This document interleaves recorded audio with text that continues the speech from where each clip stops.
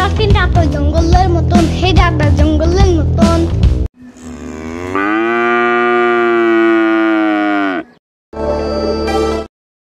ইয়ামিন, কি খাও?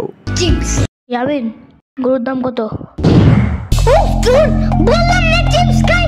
তাহলে আমরা গরুর দাম কিভাবে জানবো? এর জন্য তোমরা আমার সাথে কথা বলতে পারো। আরে ইয়ামিনের গরু দেখে কথাও বলে। ভাই, আমি আমার জীবনে এমন কাণ্ড কখনো দেখিনি। তোর জীবনই বা কদ্দুর।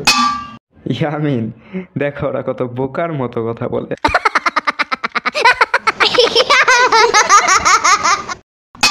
এই হাম্বা, বলো তোমার দাম কত?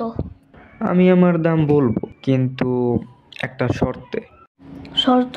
কি শর্ত? তেমন কিছু না, জাস্ট আমার সিংহের একটা গোতা আর একটা লাথি খেতে হবে। ওরে বাপ রে, ছোট বাপ। আচ্ছা ইয়ামিন, সাম্বা কেন গরুর হাটে আসে না? মনে হয় ভয় পায়, বাট কাউরে বুঝতে দেয় না।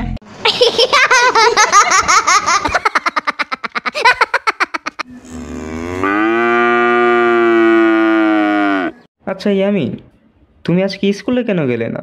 এমনি এখন আর স্কুলে যাইতে মজা লাগে না, খালি ঝাড়ে দেয় মিস, আর মা দিলে তো অল টাইম কানে ধরায়।